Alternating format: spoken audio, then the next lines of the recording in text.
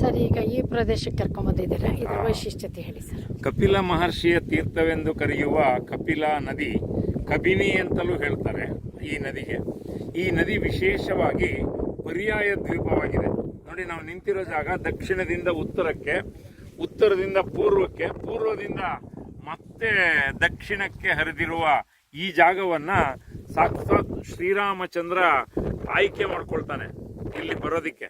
ಯಾಕೆ ಅಂದ್ರೆ ಅಗಸ್ತ್ಯರು, ಗೌತಮರು, ಕಪಿಲ ಮಹರ್ಷಿಗಳ ಆಶ್ರಮ ಇದ್ದು ಕಾಡಾಗಿತ್ತು. ನಾವೀಗ ಹೋಗುವ ದೇವಸ್ಥಾನ ಆ ಕಾಡಿನಲ್ಲಿದ್ದ ಜಾಗಕ್ಕೆ ಈ ಜಾಗ ಕೀರ್ತಿಪುರ, ಕೀರ್ತಿ ಮಹಾನಗರ.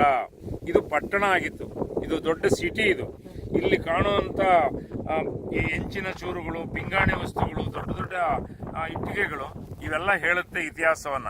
ಪುನ್ನಾಟ ಎಂಬ ರಾಜಧಾನಿ ಇದು.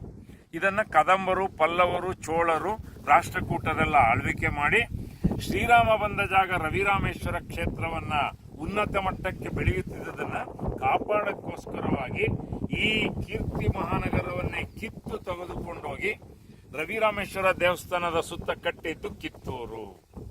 ಕಿತ್ತೂರು ಸಹ 1972ರಲ್ಲಿ ಅಲ್ಲಿ ಕಾಣುವ ಡ್ಯಾಮ್ ಕಪಿಲಾ ಜಲಾಶಯ, ನೋಡಿ ಅಲ್ಲಿ ಕಾಣ್ತಾ ಇದೆ.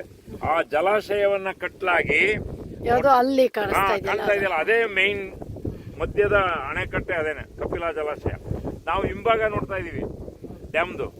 ಆ ಡ್ಯಾಮ್ ಕಟ್ಟಲಾಗಿ 33 ಹಳ್ಳಿಗಳು ನೀರಿನಲ್ಲಿ ಮುಳುಗಿದೆ.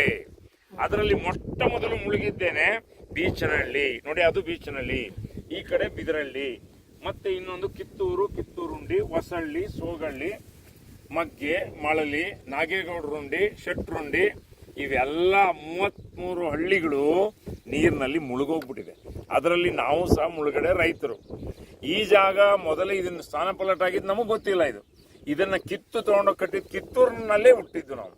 ಆ ಕಿತ್ತೂರಲ್ಲೇ ಹುಟ್ಟಿ ಬೆಳೆದು ಆ ರವಿರಾಮೇಶ್ವರ ದೇವಸ್ಥಾನ ಅವನತಿ ಆಗೋಗಿತ್ತು, ಮುಳುಗಡೆ ಅಂತ. 60 ವರ್ಷ ಪೂಜೆ ಇರಲಿಲ್ಲ ದೇವಸ್ಥಾನಕ್ಕೆ. ಚಿರತೆ, ಹಂದಿ, ಹಾವು, ಸರ್ಪ ಎಲ್ಲ ಮಲಗ್ತಾ ಇತ್ತು. ಅದನ್ನ ಕಿತ್ತೂರು ಬಳಗದವರು ಜೀರ್ಣೋದ್ಧಾರ ಮಾಡಿ ಈಗ ಪೂಜೆಗೆ ಅನುವು ಮಾಡಿದ್ದಾರೆ. ನೀವೆಲ್ಲ ಆ ಈಶ್ವರನನ್ನ ನೋಡ್ಲಿಕ್ಕೆ ಬಂದಿದ್ದೀರಾ, ಆದ್ರೆ ಇದನ್ನ ನೋಡ್ತಾ ಇರೋದು ಸಿಗಲ್ಲ. ಇದು ಇನ್ನೊಂದು ವಾರ ಹಿಂಗೇನೆ ಕೇರಳ, ವಯನಾಡಲ್ಲಿ ಮಳೆ ಆಗ್ಬಿಟ್ರೆ ನಾವು ನಿಂತಿರೋ ಜಾಗ ಅಲ್ಲಿವರೆಗೂ ಹೊರಟೋಗುತ್ತೆ ನೀರು. ಇದು ನೀರಿನಲ್ಲಿ ಮುಳುಗೋಗುತ್ತೆ. ಇದ್ರಲ್ಲಿ ಏನಾದ್ರು ವೈಶಿಷ್ಟ್ಯತೆ ಉಂಟಾ? ವೈಶಿಷ್ಟ್ಯ ಏನು ಅಂದ್ರೆ, ಇದು ಕೀರ್ತಿಪುರ ಗ್ರಾಮದ ಮಧ್ಯ ಇದ್ದ ಭವಾನಿ ಶಂಕರ, ಗೌರಿ ಶಂಕರ ದೇವಾಲಯ ಇದು. ಇಲ್ಲಿ ಆ ದೇವಾಲಯವನ್ನ ಯಾರು ಸ್ಥಾನ ಪಲ್ಲಟ ಮಾಡಕ್ ಆಗ್ಲಿಲ್ಲ, ಬಿಟ್ಟು ಹೊಟ್ಟೋದ್ರು. ಅದರಿಂದ ನೀರು ತುಂಬಿಕೊಂಡು ನೋಡಿ, ಅಲ್ಲಿ ಲಿಂಗ ಕಾಣುತ್ತೆ, ಆ ದ್ವಾರಪಾಲಕರು ಕಾಣುತ್ತೆ, ಶಿಲೆಗಳೆಲ್ಲ ಹಾಗಾಗಿ ಇವೆ. ಇದಕ್ಕೇನ್ ಮಾಡ್ತಾರೆ ಇಲ್ಲಿ ಜನಗಳೆಲ್ಲ, ಮಳೆ ಆಗ್ಲಿ ಅಂತ ಹೇಳಿ 108 ಬಿಂದಿಗೆ ನೀರು ಇದಕ್ಕೆ ಅಭಿಷೇಕ ಮಾಡಿದ್ರು ಮೊನ್ನೆ. ಮಳೆ ಆಗ್ಲಿ ಬೇಗ ಅಂತ. ಸ್ವಲ್ಪ ಈ ಕಡೆ ನಡುತಟ್ಟಿನ ಬಸವ ಅಂತ ಹೇಳ್ತಾರೆ. ಇದಕ್ಕೆ 108 ಕಲಶಗಳನ್ನ ಅಭಿಷೇಕ ಮಾಡಿ ದೇವರನ್ನ ಮೊರೆ ಹೋಗಿದ್ದಾರೆ, ವರುಣ ಬೇಗ ಮಳೆ ಬರಲಿ ಅಂತ.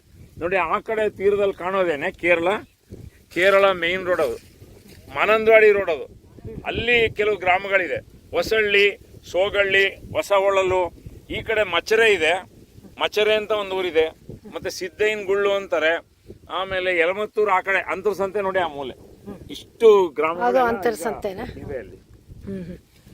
ಈಗ ನಾವು ಈ ಜಾಗ ಕರ್ಕೊಂಡ್ ಬಂದಿದ್ದೇನು ಅಂದ್ರೆ ಪುನ್ನಾಟ ರಾಜಧಾನಿ. ಇದನ್ನ ಈಗ ನೀರು ತುಂಬ್ಕೊಂಡ್ಬಿಡುತ್ತೆ. ಇಲ್ಲೇನೂ ಇರಲ್ಲ, ಇದೆಲ್ಲ ಜಮೀನಾಗಿತ್ತು. ಆಮೇಲೆ ಇಲ್ಲಿ ಕಾಣೋ ಇಟ್ಟಿಗೆ ಚೂರುಗಳು ಇವೆಲ್ಲ ಪಟ್ಟಣ ಇದ್ದ ಜಾಗ ಇದು. ಈಗ ಇದು ಊರು ಪೂರ್ತಿ ಮುಳುಗಿದೆ, ಮುಳುಗೋಗುತ್ತೆ. ಈಗ ನೀರು ಕಡಿಮೆ ಆಗಿದೆ ಬೇಸಿಗೆಯಿಂದ, ಅದರಿಂದ ಇದು ಆಚೆ ಬಂದಿದೆ. ಇಲ್ಲಿ